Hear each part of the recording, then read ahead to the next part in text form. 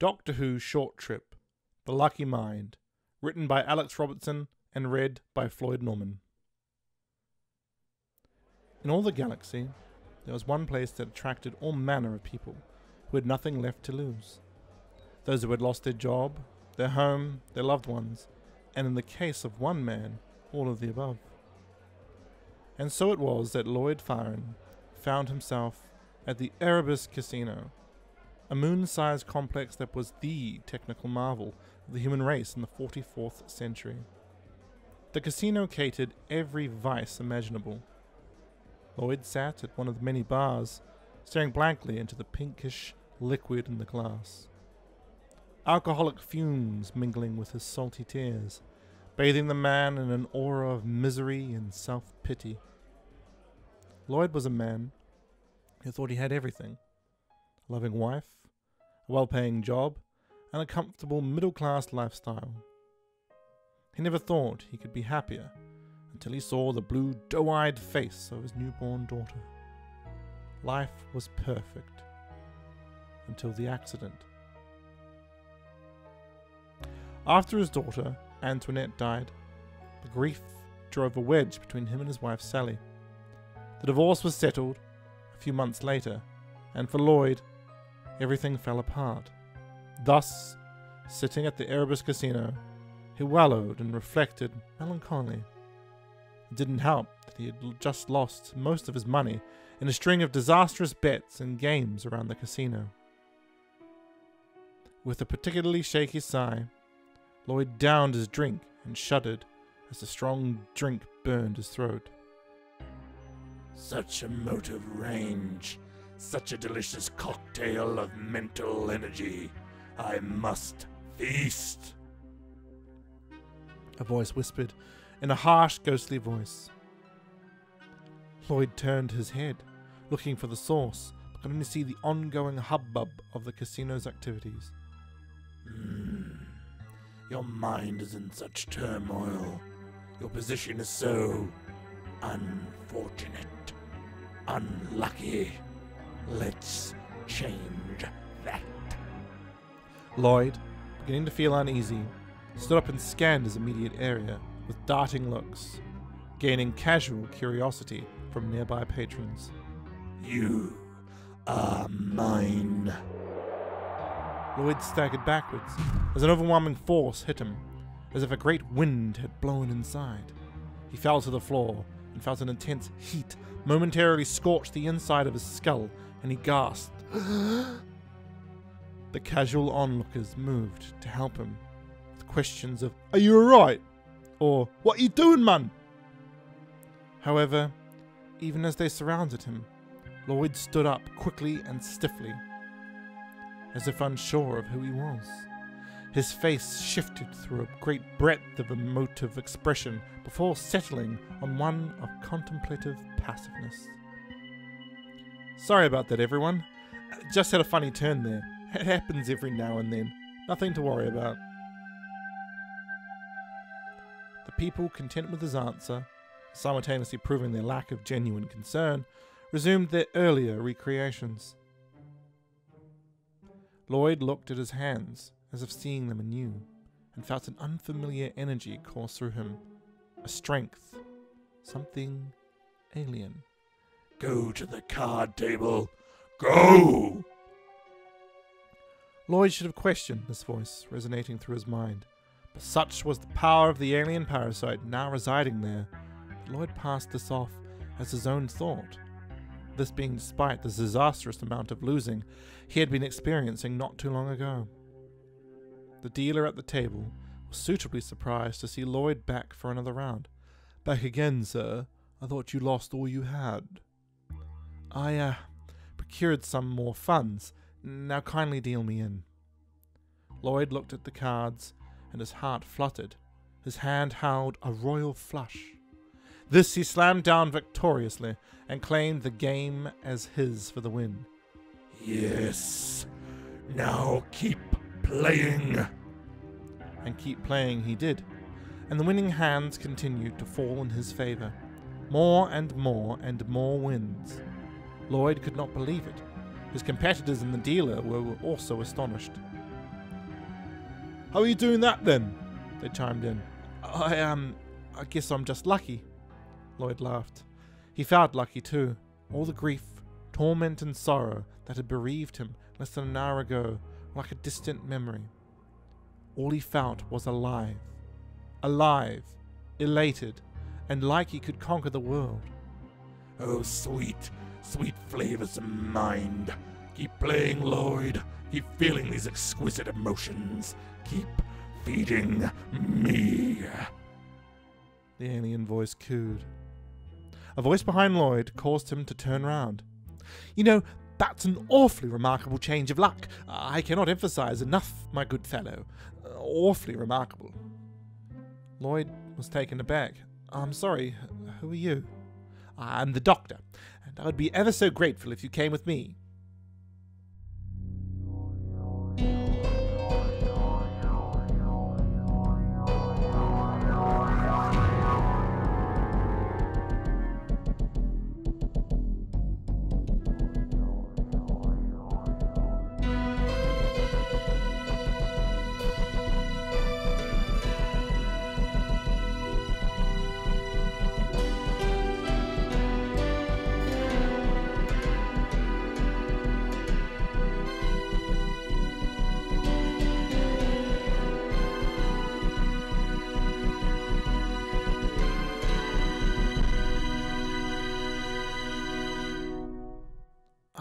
I beg your pardon? Lloyd spluttered. Why would I do such a thing? Lloyd's blood rose. He briefly acknowledged this was unusual, as he used to pride himself on being a cool-tempered man. But the thought passed quickly. The doctor ran Lloyd over with a curious eye. This may come as a shock to you, but your life is in danger unless you come with me. Is that so? And how is my life in danger exactly? The doctor gave a sympathetic sigh. Has it not occurred to you, as odd, your change of luck? Lloyd faltered. Well, everyone gets lucky sometimes. It's simply my turn to share in the good fortune. I wish that was so, Lloyd. I really do. However, How do you know my name? Lloyd interrupted. I've been watching you for a little while. Now, as I was saying, I must insist with great urgency that you come with me. Look at your winnings, at this table alone. Just look at them. That must be at least 50,000 credits. You could walk out of here now and be a rich man, and yet you stay. Surely that must, on some level, seem odd. The doctor looked over the other gamblers, and to the car dealer, who nodded in agreement. See, Lloyd, these fellows agree with me, the doctor continued. Though that may simply be because they are envious of you. As he spoke, the doctor's hand slowly reached for Lloyd's temple. Now perhaps if you just came with me... The doctor's hand hit its target. Contact, he murmured firmly. Lloyd's head spun, his mind a whirlwind. Events flashed in front of him. His life, the casino, his trip here, his family. Just as an image of his wife and daughter filled his consciousness, the image burned and dissolved. In its place was a shadowy, vaguely green shape. It hissed malevolently. No. Get out. This is my mind now. You will do my bidding, Lloyd Faren. You are my puppet, my vessel, my feast. Lloyd awoke to find himself standing over 3 of his fellow gamblers, all of whom lay groaning in pain. The doctor lay spread-eagled on a table at the other end of the room, some 60 feet away. He got up and locked eyes with Lloyd. Lloyd looked away. He glanced at the car dealer who was regarding him fearfully from behind his table. Did I do this? He thought, but I could never lift the man, let alone throw him across the room. Even if you are not winning, such fighting is also excellent food. All that adrenaline. Yes. The voice whispered in the back of his head. A firm hand was placed on his shoulder.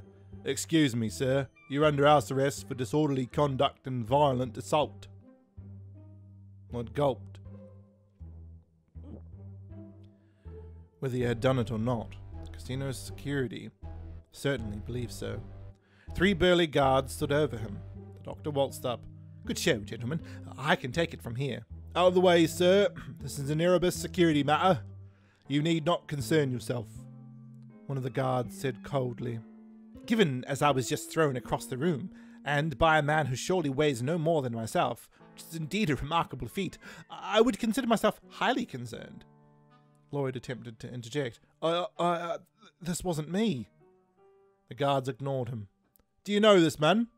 one guard asked, looking at the doctor. "Not really, no. Not at all since before today," the doctor admitted. "Very well then. If you have any issues, take it up with the clientele desk on level 45. We are taking this man to the holding cells." So saying, the guards pulled out electrostatic cuffs and placed restraining hands around Lloyd's arms. "I really wouldn't do that," the doctor warned. Just as the cuffs were about to close on Lloyd's thin wrists, something in his eyes flashed, and he gripped 2 of the burly guards by their arms, then threw them at the remaining guard, who was too bewildered to dodge out of the way. All 3 guards fell with an almighty thud, groaning. The scene had garnered an audience. The doctor shooed them back, then turned his attention to Lloyd, whose eyes darted around anxiously. "Lloyd, I know how to help you. Just calm yourself, or you are just going to wind up in a jolly sight worse situation than this." How can you help me?" Lloyd spluttered. "Do not listen to the man. Do not engage him. There is only the feasting of your mind." The doctor inched forward, his hands raised with palms facing Lloyd in a passive gesture. "The alien parasite in your mind, if you don't let me help you, it will kill you," the doctor started. Lloyd backed up against a gleaming elevator. He was cornered. The doctor continued forward. "Please, just let me help you." Lloyd gulped. The doctor raised a hand to his temple and smiled warmly. An electric bolt shot through the air and struck Lloyd in the shoulder. The doctor jumped back with a start, and Lloyd's body convulsed. The guards had gathered themselves up and were surrounding Lloyd and the doctor, each aimed, with weapons, and ready to fire. "What are you doing?" The doctor spat, utterly furious. "I had him under control." Lloyd stopped convulsing and stood up tall, unnaturally so, his eyes flashing with alien presence. "I am the Pask, and I will not be deprived of my feast." 3 more bolts flew into Lloyd's body, and he slumped to the floor. Lloyd awoke, imprisoned within a glistening white cell. The front-facing wall was transparent. Upon that wall, leaning casually and gazing at him with pensive concern, was a doctor. "Who are you?" Lloyd murmured. "And why does my head feel like it's going to explode?" The doctor regarded Lloyd a few moments longer before replying. "As I mentioned earlier, I am someone who can help. I am referred to as the doctor, generally. Appropriate, I think, as you were complaining of a headache." The doctor chuckled briefly before resuming his somber tone. "Your mind has been infected with an aggressive entity, naming itself the Pask. I imagine its voice is, even now, blithering on inside your skull." "Who is this man? What is he? He is different. I can sense the strength of his mind. I desire that strength. Must feed." "What are you?" Lloyd asked, gazing into the doctor's eyes. "Is that what the Pask wants to know?" "Of course it does. It is seeking out a new host. You'll be dead soon, without a vessel to feed off." "I'm going to die?" "I was trying to tell you in the casino upstairs, but you couldn't. Listen, I was also trying to save you, as it happens. Of course, the Pask wanted to defend its host, especially as your brain was in the middle of producing a variety of delicious emotions and chemicals. How do I get rid of it? Lloyd asked, his voice trembling. Your fear proves that the Pask is growing weaker, as you do. This is good. I can get through to you. This man talks too much. Do not listen, Lloyd. Listen to me. Not this man. This man reeks of the stench from the time winds of the vortex. Man of Gallifrey. What brought you to the Erebus Casino, Lloyd? The doctor asked. What has that got to do with anything? I am dying. You said. Just answer me. What brought you here? I... Ignore him. Focus on my voice. Just shut up, voice in my head. Shut up, shut up, shut up. Lloyd moaned, grimacing with the intensity of his headache. The doctor kneeled down so he was level with Lloyd's seated position, and Lloyd was suddenly moved by the warmness he found in the other man's eyes. I came here to the casino to drown out my grief, my failures as a father, a husband, as a person. I just wanted to get away. So forget it all. I know all about running, the doctor mused. The thing is, you can run from things, but you cannot run from how they impact you, from the memories they hold. Lloyd shook his head, face frowning. I've done all I can to forget what happened to my family. And then when I started winning at the tables, I couldn't help myself. It was working. I felt like a new man. All my grief gone, as if by magic.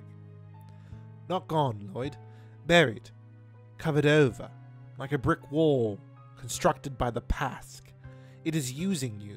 It garnered entry into your mind through your grief, and then sealed itself in, and began feeding upon every positive emotion you felt. Every drop of dopamine your brain produced went to the Pask, but it is killing you. I must move to a new host. Must feed. The Pask gasped. The doctor continued. Now that your good luck has returned, there is no dopamine to feed it. But also none to feed you. Your brain is starved. That and your energy is critically low. But get rid of the Pask, and that's an easy fix. How do I get rid of it? You do not need to get rid of me. I get rid of you. I will possess this man of Gallifrey. Tell me, Lloyd, the doctor said.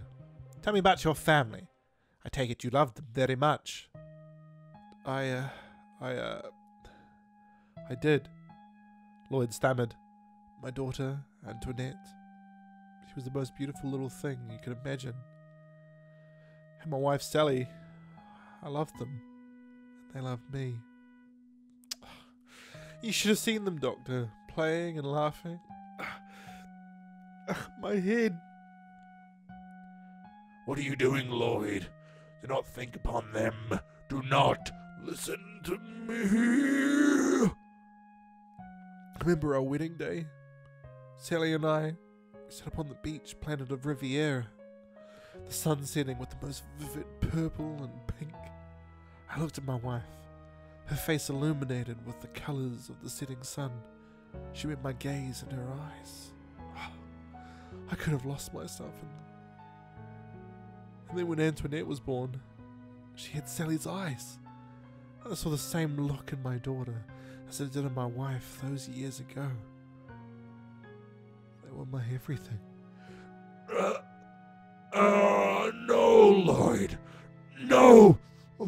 is happening to me? I am fading. I am dying.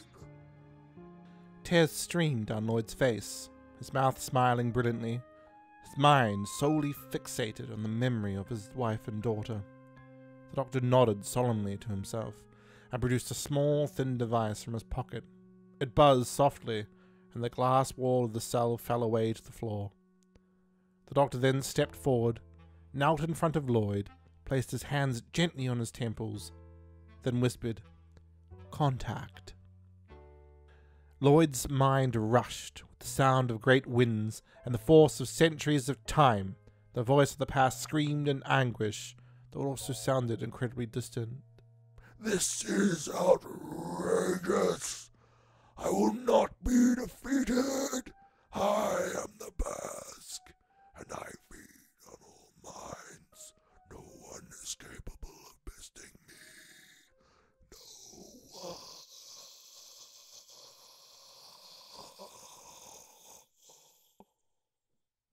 Lloyd and the doctor looked at each other for a long moment before Lloyd spoke. "Doctor, what did you do?" The doctor seemed quite chuffed with himself. "You see, Lloyd, my people are very highly advanced and rather good with psychic business. I got you to weaken the Pask, then took it over into my own mind for safekeeping." "Sorry, you did what?" "One thing at a time. How did I weaken the Pask?" The mind operates by firing energy along synapses. Each action and memory creates neural pathways along these synapses. The Pask was residing only along the pathways created by your present state. Grief, loss, guilt, the memories of losing your family, along with your motor and mouth functions for good measure. I got you to focus on the memories you have about your time with your family before your daughter died. As long as your mind was occupied on that, the Pask was losing control, losing strength. After that, it was a simple matter of popping it into me, weakened to a point of near powerlessness. "Aren't you worried it will possess you?" Lloyd asked, though he still had no idea really what the doctor was saying. "Like I said, my people are very advanced. I shall keep it in the back of my mind." The doctor chuckled. "Besides, my next regeneration will kill all remnants, assuming it survives that long." Lloyd was utterly perplexed. Regeneration? Never mind. What I want to say is, thank you, Doctor. Thank you. But what do I do now? Am I still under house arrest here at the casino? The doctor stood up, adjusted his black coat, and smiled warmly. "I had a word or two with the guards, and you were free to leave. Where you go, however, well, that, my boy, is entirely up to you. Though I can certainly ask you, what would Sally and Antoinette want you to do, Lloyd nodded. "Live the best I can in their memory." The doctor nodded. "I wouldn't have put it so sanctimoniously, but yes, in fact, you could come with me." "Go with you?" "Yes, I'm a traveller. I have some friends back in my ship, Victoria and Jamie. You'd like them, I think." Lloyd stood up himself. "It is a most gracious offer, Doctor, but no. I'd like to go back home and live life there, for them." "I understand. Good luck, Lloyd." The doctor started to walk away. Lloyd looked around, a bemusedly puzzled expression on his face. "How do I get out of here? I believe I was slightly unconscious when I was brought down here." "You were, quite so," the doctor said. "Tell you what, I'll give you a lift home, if you like." Lloyd smiled, his face finally unburdened by the weight of an alien entity and of his grief. "That, Doctor, I will most happily accept."